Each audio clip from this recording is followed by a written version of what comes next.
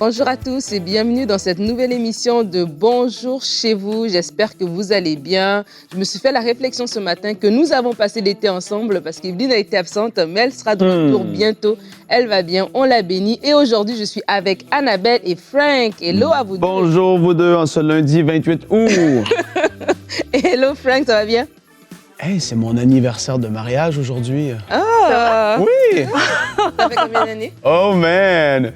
13 ans. Ah ben, félicitations. Merci. Bravo à toi et à Nadia, qu'on salue, Nadia Nous, on Poulain. n'a pas été invités au mariage, Frank. Ah non, frère, Non. Ça faisait 2 mois que vous étiez arrivés, 2 mois et 4 jours Exact. précisément. Exact. Et, C'est vraiment Wow.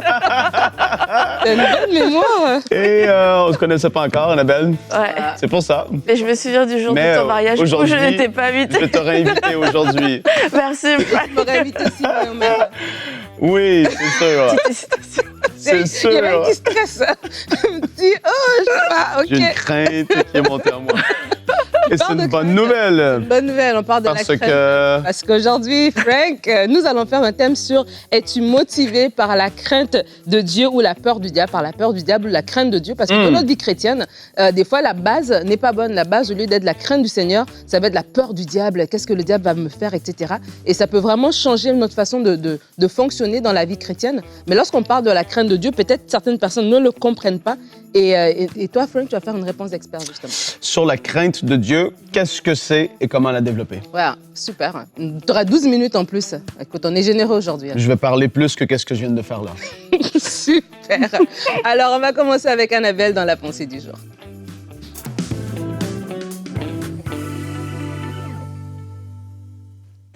C'est vrai que le diable existe et que le diable est méchant et que le diable aujourd'hui, eh bien, tente toujours de détruire et de faire tout ce qu'il peut faire. On ne peut pas dire que le diable n'existe pas, qu'il est mort. Non, il est actif encore aujourd'hui. Alors maintenant, en tant qu'enfant de Dieu, est-ce que c'est normal d'avoir peur du diable? Est-ce que c'est normal de redouter ses actions? Eh bien non, ce n'est pas normal parce que ça veut dire qu'on n'a pas compris ce que Jésus avait accompli à la croix. Nous n'avons pas compris que bien qu'il soit actif, il est déjà vaincu et que nous avons reçu cette autorité aujourd'hui en Jésus-Christ de pouvoir dominer, de pouvoir résister et de ne pas être sous son royaume. Donc maintenant qu'on s'en rappelle, eh bien c'est important qu'on puisse aussi le vivre au quotidien. Et vivre en ayant la peur du diable, c'est lui donner beaucoup trop d'importance. Ça veut dire que je pense à lui, je pense à ce qu'il fait, comment il le fait, ce qu'il pourrait faire, et mes pensées tournent autour du diable plutôt que autour de Dieu. Et je ne développe pas ma relation avec Dieu, je ne développe pas, je ne le découvre pas dans sa personne, dans son amour, alors que nous avons toute une vie à vivre avec lui. La parole nous dit que la crainte de l'Éternel est le début de la sagesse. Ça veut dire c'est le début, ça nous ouvre toute une vie qu'on doit découvrir avec lui. Et pour en revenir à la peur est un moteur, la peur active des choses, tout comme la foi active des choses, eh bien la peur va aussi activer des choses et c'est comme ça que dans nos vies, eh bien nous allons avoir la démonstration des choses que nous ne voulions pas voir mais que nous redoutions. Alors c'est important de pouvoir dire oui, le diable existe, mais je vais tourner mes yeux vers Dieu et je vais voir qui il est, ce qu'il fait. Et c'est là que je vais comprendre sa puissance, que je vais comprendre sa grandeur, je vais développer ma crainte, mais je vais aussi prendre confiance en lui. Et plus je vais avoir confiance en lui, et moins j'aurai peur du diable, jusqu'à ne plus en avoir du tout peur si c'est votre cas, parce que je vais réaliser que je suis dans le camp des gagnants et que c'est Dieu qui combat pour moi. Je vais réaliser quelle est mon autorité et que je ne peux plus me permettre de perdre du temps en ayant la peur du diable, de savoir ce qu'il va faire. Est-ce qu'il y a une attaque? Est-ce qu'il y a ceci? Est-ce qu'il y a cela? Peu importe, oui, on le sait qu'il va envoyer des flèches, mais nous savons aussi que nous avons le bouclier de la foi et on ne peut pas juste regarder les flèches enflammées du malin venir sur nous. Nous devons aussi connaître ce que dit la parole. Nous avons le bouclier de la foi. Alors, quel est ce bouclier de la foi? Comment est-ce que je peux l'avoir? Comment est-ce que je peux le lever plutôt que de toujours regarder à ce que le diable va faire, veut faire, pourrait faire? Parce que je dois découvrir ce que Dieu a fait, ce que Dieu veut faire et ce que Dieu peut faire dans ma vie. Et je vous assure, vous n'aurez plus jamais peur du diable parce qu'il a été vaincu à la croix. Amen. Yes. Merci, Annabelle. Oui, le diable a été vaincu à la croix. Et avant de continuer, on va aller dans notre verset du jour aujourd'hui pour vous. Tu l'as cité dans ta pensée. Il se trouve dans Psaume 111, le verset 10. Le Psaume 111, verset 10. La Bible dit « La crainte de l'Éternel est le commencement de la sagesse. Tous ceux qui respectent ses décrets ont une raison saine. Sa gloire subsiste à perpétuité. » Et lorsqu'on parle de la crainte de l'Éternel, qui est le commencement de la sagesse, tu parles de cette ouverture que ça nous donne. Je crois aussi que dans la vie chrétienne, lorsque on vient au Seigneur, des fois on est venu parce qu'on a vu un miracle ou parce que on a été touché pour X ou Y raison. Mais après, quand on grandit, on est comme une base, dépendamment d'où on a évolué, j'ai envie de dire, les premiers pas que nous avons faits. Et si nous avons fait des premiers pas dans un endroit où la motivation pour que nous soyons attachés au Seigneur était la peur du diable, c'est quelque chose qui va peut-être fonctionner à court terme parce qu'on va se donner parce qu'on a peur, mais en fait, à long terme, ça ne fonctionne pas. Parce que si la motivation est la peur du diable, ça veut dire que tout le fruit, comme tu parlais tout à l'heure dans ta pensée, le fruit n'est pas un bon fruit. C'est pour ça qu'on a des chrétiens qui ont peur des attaques de l'ennemi, mais qui vont vivre une vie où ils ont peur de perdre leur salut, ils sont vulnérables à toutes sortes de doctrines qui vont venir leur dire, il faut que tu fasses un peu plus, il faut ceci, peut-être il y a quelqu'un, ils n'ont pas d'assurance en fait. Pourquoi? Parce que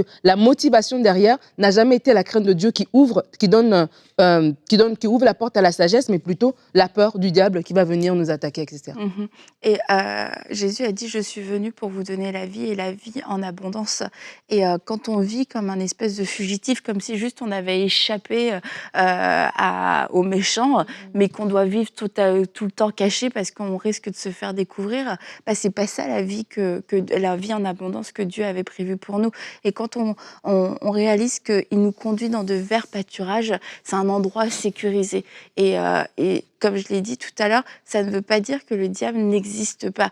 Mais je pense que pour quelquefois, certaines personnes, le simple fait de se dire « il existe », c'est ça qui crée des peurs. Mais de se dire « mais moi, je suis dans des verts pâturages, cet endroit est sécurisé. Le bon berger garde la bergerie et me protège et il n'y a plus d'accès. » Je dois grandir dans cette foi et dans cette assurance parce que si la solution, c'est de se dire « ok, le diable n'existe pas, je ne veux pas en entendre parler, je ne veux pas entendre parler de mauvais esprits », c'est pas non plus la solution. Donc la seule solution, c'est vraiment de grandir avec le Seigneur pour prendre cette assurance dans qui il est et dans qui nous sommes. Ouais, et le moteur de la peur, comme tu en as parlé tout à l'heure, je veux revenir un petit peu là-dessus parce que tout à l'heure, on va parler de la crainte de Dieu et ce que ça produit dans notre vie. Et après ça, quand on saisit la différence entre la crainte de Dieu et la peur de ce que le diable peut faire, on réalise ces deux choses tellement différentes en fait. Et le fait d'avoir peur de ce qu'il pourrait m'arriver ou de ce que le diable est capable de faire, pour moi, ça démontre un manque même, à quelque part, je vais dire comme ça en toute humilité, mais de révélation de ce que Jésus a fait, de l'autorité qu'on a et du fait qu'en effet, Dieu est avec nous. Donc, si on vit une vie qui est une vie de sainteté, on vit une vie qui est droite devant Dieu, etc. On comprend que les portes sont fermées dans notre vie, même si le diable voulait venir, ou même si les choses de ce monde semblent être de plus en plus compliquées, les gens vont être poussés par des peurs de manquer, par la peur des crises financières, par la peur de ci et de ça. Quand on comprend et on connaît qui est Dieu, on ne vit plus sur le même niveau que les gens qui ne connaissent pas Dieu. Et c'est normal, ça. C'est normal qu'on ne soit pas atteint et parce que même le système du monde, etc., et tout ça, le diable va passer par ça pour infiltrer et vouloir amener une peur. Donc, c'est pas forcément une peur directement venant du diable et de ce qu'il peut faire aussi, mais c'est tout le système du monde actuel, vous le savez, les filles. Le diable est derrière ces choses-là et le monde veut diriger par la peur de plus en plus. Et on le voit dans l'histoire de l'humanité, quand il y avait une pression qui était mise sur des peuples, sur des nations par la peur, les gens fléchissaient, mais lorsqu'on connaît notre Dieu, on tombe pas dans cette direction-là ou dans ce piège-là qui est terrible, en fait. Et aussi, ce qu'on va entendre, parce que je disais, si on fait que de parler du diable, forcément, ça l'élève et puis ça le glorifie dans toute son horreur.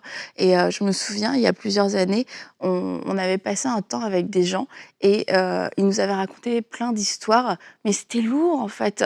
Puis c'était tout ce que le diable avait fait dans leur vie, mais c'était des gens qui aimaient le Seigneur aussi, mais en même temps, c'était tellement lourd. Et moi, je suis repartie de là, ça avait déposé une crainte dans mon cœur. C'était de me dire, tu vois, si tu sers Dieu, c'est ça qui t'attend.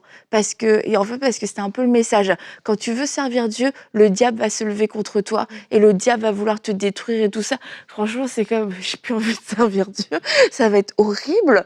Et c'est une réalité. Le diable veut se lever, c'est sûr, quand quand on veut servir Dieu, mais de méditer sur ça et puis de se nourrir de ça, en fait, on va être neutralisé, on va avoir peur de le faire. Et je crois qu'il y a beaucoup de personnes qui n'osent jamais faire le pas supplémentaire, ce soit vraiment pour le service pour Dieu, mais quelquefois juste un temps de jeûne ou un temps de mise à part, parce qu'ils disent à chaque fois que tu fais quelque chose pour Dieu, tu sais, c'est comme le diable vient t'attaquer après et tu veux pas vivre ça. Mais c'est encore une fois parce que il y a quelque chose qui a été déposé dans notre cœur, ça devient comme une vérité. Si je vis quelque chose de fort avec Dieu, le diable là, le malin, il va venir tout de suite m'attaquer. Et c'est parce que on a médité sur ça et on l'a accepté et on se prépare. J'ai vécu une percée, c'est sûr que le diable va venir m'attaquer demain, etc. Et au contraire, quand tu médites sur les choses de Dieu, mais on l'a tous vécu, tu parles de la grandeur de Dieu, des miracles, tu es dans des discussions avec des amis où est-ce que Dieu est élevé, où est-ce que sa grandeur est élevée. La foi est suscitée. Oui. Et en fait, si on parlerait autant de la grandeur de Dieu souvent autour de nous qu'on parle de comment les choses vont mal, les choses changeraient tout simplement. Et c'est tellement simple, qu'est-ce que je dis, mais c'est la réalité. Je parlais avec quelqu'un récemment des témoignages de ce que Dieu a fait, de comment il a... Et tu sens sa présence. Quand tu élèves Dieu dans ce qu'il fait, dans comment il agit, même sa présence descend, en fait, parce qu'il est élevé et on parle des choses qui sont de sa grandeur et tout ça. Il faut changer notre façon de voir et de penser, de parler. C'est tellement important. Et je me faisais aussi la réflexion, on parle de la motivation derrière notre vie chrétienne, si c'est la peur du diable ou c'est la crainte de Dieu. Et qu'une fois, j'avais entendu un pasteur, genre une petite vidéo sur Internet et tout, et il disait, mais si on vous disait aujourd'hui qu'il n'y avait plus d'enfer, on annule tout. Écoute, c'est fini, il n'y a plus d'enfer, il n'y a plus de jugement, tout est permis et tout ça. Est-ce que vous allez toujours aimer Dieu? Est-ce que vous allez toujours venir à l'église? Est-ce que vous allez toujours être attaché à ses commandements, etc. Et c'était drôle sur le coup, mais c'est vrai, il faut y réfléchir. Et si la réponse est non, ça veut dire qu'en fait, c'est la peur qui nous motivait et non l'amour de Dieu, l'amour d'être dans sa présence, l'amour de sa maison qui nous motivait en fait.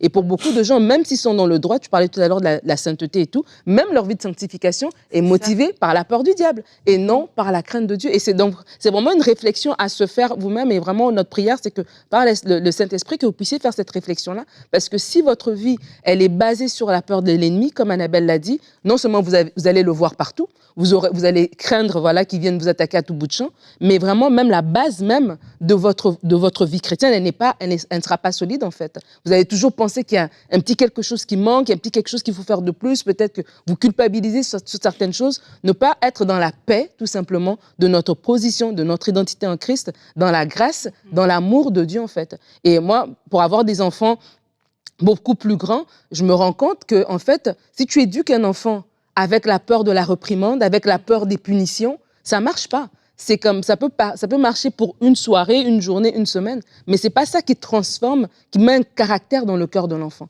Mais si tu apprends l'enfant à respecter, parce que la crainte de Dieu c'est le respect aussi, tu vas en parler, Frank. Ben l'enfant en fait, que tu sois là ou que tu sois pas là, il va agir de la bonne manière en fait, parce qu'il n'est pas en train de faire quelque chose parce qu'il a peur que tu vas le faire une punition. Pas vu, pas pris. Voilà, c'est ça. Mais il va le faire basé sur l'amour qu'il a en fait le respect qu'il a pour ces consignes-là. Donc vraiment, c'est un encouragement et une interpellation pour vous de vraiment vous regarder à la lumière de la parole, de la présence de Dieu tout simplement. Et peut-être que vous avez grandi dans un environnement comme ça où la peur du diable, où le diable était tellement élevé, j'ai envie de dire entre guillemets, que ça a vraiment déposé quelque chose en vous. Et c'est dans la présence de Dieu que le Seigneur va pouvoir ouvrir vos yeux sur ça et vous guérir.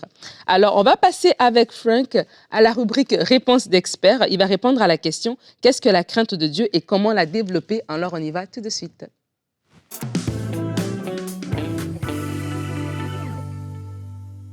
Yes, la crainte de Dieu, c'est... Et je vais l'expliquer en 3 différentes parties, je vais le dire comme ça. La crainte de Dieu, ça vient du mot grec « phobéo » dans Matthieu chapitre 10, lorsque Jésus exhorte les disciples à craindre non seulement celui qui peut faire du mal ici sur la terre, mais à craindre celui qui a la puissance de détruire l'âme et l'esprit éternellement. Et en fait, premièrement, la crainte de Dieu, c'est de la révérence. c'est un niveau qui est extrêmement plus supérieur que du simple respect. C'est une révérence vis-à-vis de Dieu. Mais non seulement est-ce que c'est ça, et ça ne s'arrête pas là, parce que c'est la réalité, comme je dis dans ce mot grec, qu'est-ce qui en ressort.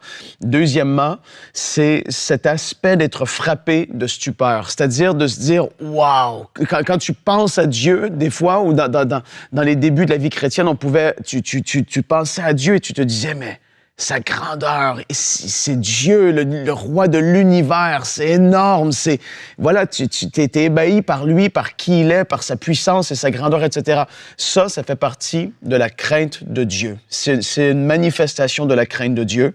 Et la troisième, c'est une sainte crainte. Tout comme qu'il peut y avoir, entre guillemets, une sainte colère, on peut le dire comme ça, la colère charnelle, mais il peut y avoir une sainte crainte de Dieu. Et ça, pas parce que tu as peur de lui parce qu'il serait méchant, et c'est là qu'il faut faire la part des choses. C'est pas parce que tu penses à ton Père Céleste, tu te dis, il est méchant, il attend juste de me frapper avec une verge ou je sais pas trop. Non, c'est parce que tu comprends par sa grandeur, sa puissance, de qui il est, qu'il est le créateur de toutes choses et qu'il a en effet le pouvoir de juger et condamner une personne à la perdition éternelle, ça l'amène une sainte crainte qui est bonne dans la personne. C'est-à-dire que tu sais quelle est la puissance qu'il a entre ses mains. Et ça dépose quelque chose en nous, mais c'est, comme je l'ai dit, c'est une sainte crainte. Et il faut faire la part des choses. Et là, on va voir un petit peu plus comment est-ce que la crainte de Dieu peut avoir diminué dans notre vie. Premièrement, Ésaïe, verset 29, chapitre 29 et le verset 13 dit « Ce peuple s'approche de moi, il m'honore de la bouche et des lèvres, mais son cœur est éloigné de moi, et la crainte qu'il a de moi n'est qu'un commandement humain et une leçon apprise. » Un cœur qui est éloigné, un cœur qui s'est endurci vis-à-vis de Dieu, c'est un cœur où la crainte qu'il va avoir de lui va devenir qu'un commandement, ça va devenir religieux. Ça sera plus, comme je dis, une sainte crainte qui vient du plus profond de la personne. Ça devient juste, ah oui, c'est vrai, Dieu. Ça devient trop intellectuel, rationnel, religieux, et il faut pas être là-dedans. Donc, du moment que le cœur d'une personne commence à s'éloigner de Dieu, s'endurcir aux choses de Dieu, ça, c'est un des premiers signes, et c'est dangereux. Il faut faire attention parce que ça peut amener des personnes à aller très loin dans le péché, etc. et tout ça. Il va y avoir, deuxième manifestation, si je peux le dire comme ça, d'un manque de crainte. Il va y avoir une légèreté ou un mépris concernant les choses spirituelles dans notre vie. C'est un peu comme ça qu'on va juger si le cœur s'est éloigné ou pas. C'est-à-dire qu'on va commencer à avoir une légèreté vis-à-vis de la parole et ce qu'elle dit. On va se créer des excuses pour excuser le fait qu'on n'applique pas la parole dans nos vies ou qu'on va essayer de dire, oui, mais tel verset, c'est ça, mais celui-là, tu vois, c'est pas si mal. Ah, ben la grâce de Dieu est là, même si hier j'ai fait ça, il va me pardonner quand même. En fait, ça ne te dérange plus de vivre comme que toi tu le veux ou comme le monde qui ne connaissent pas Dieu vont vivre. Tu te dis, non, Dieu, c'est vrai, la grâce va surabonder, et puis c'est quoi. Oui, elle est là, mais en fait, quand tu lis ces passages, la grâce surabonde, etc., Dieu pardonne et tout, en fait, l'enfant de Dieu ne veut pas être obligé d'arriver à ce stade-là où il va se dire, mais même si je vis comme ça, non, t'es même pas supposé vivre comme ça. Normalement, tu t'éloignes de plus en plus de ce que Dieu est. Tu vas vouloir vivre une vie de sainteté. Et donc, quand il va y avoir une légèreté vis-à-vis de la parole et de ce qu'elle dit, c'est dangereux. Une légèreté concernant le péché, comme que je viens de le mentionner. Une légèreté vis-à-vis de la vie de consécration. Ça va devenir optionnel. Ce n'est plus une obligation. Et de moins en moins qu'on va méditer la parole, de moins en moins qu'on va avoir ces temps avec le Seigneur où on va chercher sa face, on va prier, etc., ça va faire qu'en effet, notre cœur va s'endurcir, on va commencer à trop méditer sur les choses de la vie actuelle, des choses qui sont terre à terre, toutes ces choses-là qui sont passagères, que on voit les disciples, les apôtres, les croyants du premier siècle, ils ne vivaient pas pour ce monde, mais de plus en plus que la vie de consécration est mise de côté, de moins en moins, on va s'affectionner aux choses d'en haut et de plus en plus, on va s'affectionner aux choses qui sont sur la terre, etc. Et la crainte de Dieu, voilà, c'est un signe que la crainte diminue dans nos vies, parce que lorsqu'on aime Dieu, en effet, poussé par l'amour, on va vouloir le connaître plus. Donc ça, c'est important. Quand on regarde dans 1 Samuel, chapitre 2, les versets 12 à 17, je ne vais pas lire tout le passage, mais ça nous parle des fils d'Élie. Et la parole dit au verset 12, « Les fils d'Élie étaient des vauriens qui ne connaissaient pas l'Éternel. » Ce verset, quand tu le lis, tu fais « Ouf, je ne veux pas me retrouver dans cette situation. » C'était des gens qui exerçaient un ministère, entre guillemets, vis-à-vis de Dieu, et ils le faisaient n'importe comment. Et en fait, au verset 17, la parole dit « Ces jeunes gens, en parlant des fils d'Élie, se rendaient coupables d'un très grand péché devant l'Éternel parce qu'ils traitaient avec mépris les offrandes faites à l'Éternel. » Dieu, on ne se moque pas de lui. Et quand on a cette conscience-là que, en effet, on est des enfants de Dieu, il nous aime tellement. Et c'est pour ça que je fais attention quand j'en parle, parce que je ne veux pas qu'on tombe dans la crainte de Dieu qui est trop naturelle, qu'on a peur, qui justement, il nous frappe, mais la crainte du fait que Dieu est Dieu, qu'il va y avoir même un enlèvement, que Jésus recherche une épouse qui est sans ride, ni tache, ni rien de semblable. Et quand tu penses et tu vois tous les versets qui sont dans le Nouveau Testament concernant la justice et même le jugement à venir, les apôtres étaient très conscients, et les croyants du premier siècle, très conscients du jugement qui était à venir. Et aujourd'hui, on veut trop rendre ça bonbon. Trop Dieu est bon, il t'aime, c'est correct. Et oui, tout ça, c'est vrai. Mais après, on oublie souvent aussi la justice de Dieu c'est vraiment une part, une facette entière de Dieu qui est réelle. On voit des passages concernant le jugement dans Hébreux 1 et 2 Corinthiens, Romains, Jean, Matthieu, Apocalypse, Actes, etc. On voit partout dans le Nouveau Testament, c'est là. La conscience qu'on va devoir rendre des comptes, que même si on est enfant de Dieu, ça nous permet pas de vivre n'importe comment. Les apôtres, Pierre, Paul, etc., disaient, mais faites attention comment vous vivez, etc. C'est parce qu'ils étaient conscients du jugement qui était même à venir et qu'on devait être prêts. Et d'ailleurs, Philippiens chapitre 2 et les versets 9 à 12. Je vais parler surtout du verset 12, mais on va les lire ensemble. « C'est aussi pourquoi Dieu l'a élevé à la plus haute place et lui a donné le nom qui est au-dessus de tout nom, afin qu'au nom de Jésus, chacun plie le genou dans le ciel, sur la terre et sous la terre, et que toute langue reconnaisse que Jésus-Christ est le Seigneur à la gloire de Dieu le Père. » On connaît ce verset. Mais ça continue. « Ainsi, mes bien-aimés, ayant compris ça, ainsi, vous qui avez toujours obéi, non seulement quand j'étais présent, mais bien plus encore maintenant que je suis absent, mettez en œuvre votre salut avec crainte et profond respect. » C'est-à-dire que votre vie, le salut que vous avez dit que vous avez reçu, le fait d'être né de nouveau, d'avoir la nature de Dieu en vous, vous êtes appelé à vivre d'une certaine façon parce que oui, il y a Jésus qui est le nom au-dessus de tous les noms, etc. On va tous être devant lui tôt ou tard, qu'on soit du bon côté ou du côté terrible, où est-ce qu'il va avoir le jugement du grand trône blanc. Mais dans tous les cas, mettez en œuvre votre salut, c'est-à-dire vivez votre vie chrétienne de foi avec crainte et profond respect. Comment développer la crainte de Dieu? En ayant un cœur ouvert à l'action de Dieu. C'est-à-dire qu'aujourd'hui, peut-être que vous m'écoutez, vous êtes dans une situation où vous vous dites, où il y a une nonchalance, où est-ce que, les choses comme ça. Premièrement, il faut se dire, je reconnais que dans ma vie, il y a comme un désordre. Je reconnais qu'il y a une légèreté. C'est de reconnaître notre état actuel et d'être ouvert à ce que Dieu puisse agir dans notre cœur, parce que souvent, on n'est pas ouvert à ça. On est rendu à un endroit où ce qu'on est et on se dit, je suis correct comme que je suis. Et il n'y a pas la place où est-ce que le Saint-Esprit peut commencer à agir. Premièrement, il faut avoir un cœur ouvert à l'action de Dieu. Deuxièmement, prier dans cette direction. Vraiment, il n'y a pas de recette magique, entre guillemets. Je vous donne des clés pour que ça puisse grandir dans votre vie. Priez dans cette direction. Père, je reconnais qu'il y a une légèreté, mais s'il te plaît, que la crainte de toi, que la crainte du Seigneur puisse augmenter dans ma vie. S'il te plaît, que ça fasse partie de ma vie. Je ne veux plus vivre sans ça parce que c'est un garde-fou. En se rappelant de l'amour de Dieu manifesté, en se rappelant de tout ce que Dieu a fait pour nous, de son amour, on se dit, mais qui suis-je pour vivre sans la crainte de Dieu dans ma vie? Il m'a tellement aimé. Pourquoi est-ce qu'aujourd'hui, je lui rendrais, entre guillemets, une vie vécue n'importe comment pour tout ce qu'il a fait pour moi?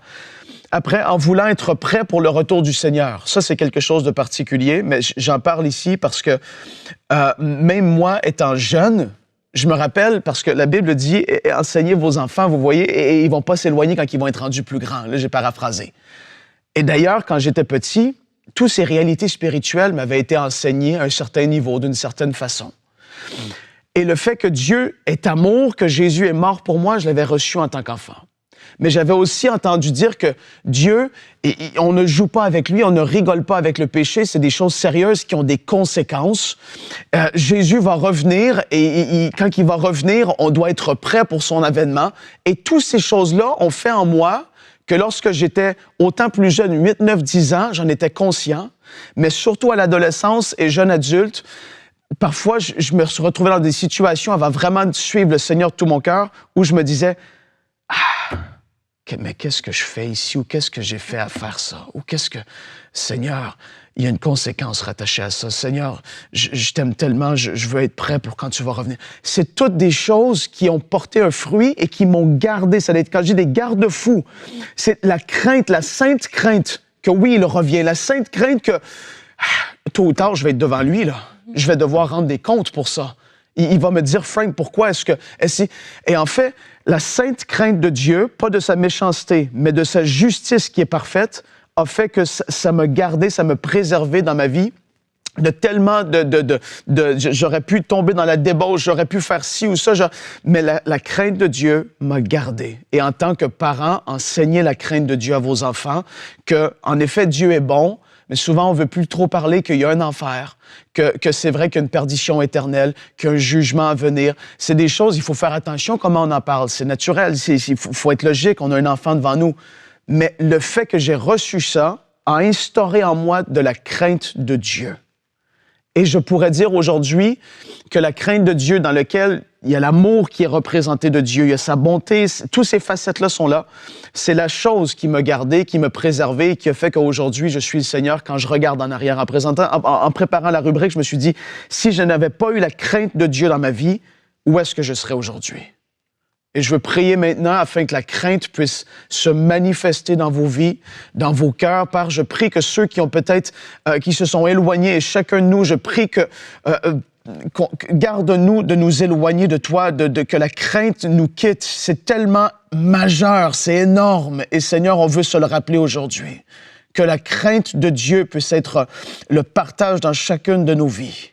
Parce que tu es bon, tu es amour, mais tu es aussi juste. Et on veut être prêt pour ton avènement, prêt pour le jour où on va se tenir devant toi. Nous t'adorons, Seigneur. Amen. Amen. Merci beaucoup, Frank, pour cette très, très belle rubrique Réponse d'experts. Je crois que vous avez été outillés à la crainte de Dieu. Et alors que tu parlais, je me suis rappelé ce matin, je lisais dans Proverbe 3, et le Proverbe 3 va parler de la sagesse. On dit que la crainte de Dieu est le commencement de la sagesse, et la sagesse va vous guider dans toutes choses. C'est par la sagesse que l'Éternel a bâti le monde, et vraiment que cette crainte, comme il a dit, c'est pas la peur d'une certaine méchanceté, mais c'est une révérence, et c'est cette sagesse qui va vous garder, parce que oui, le Seigneur revient, il revient chercher une épouse qui est sans ride, ni tache, ni rien de semblable. Merci beaucoup, Frank. On va se retrouver demain. Demain, notre thème sera « Prends conscience des enjeux spirituels de ta vie ». Et nous aurons notre invité de la semaine, le pasteur Louis-John Dieubon, qui fera une rubrique famille sur la réalité spirituelle cachée derrière la vie de couple. Une belle émission qui nous attend demain. Merci aussi, Annabelle. Merci à vous. Soyez bénis et bonjour chez vous.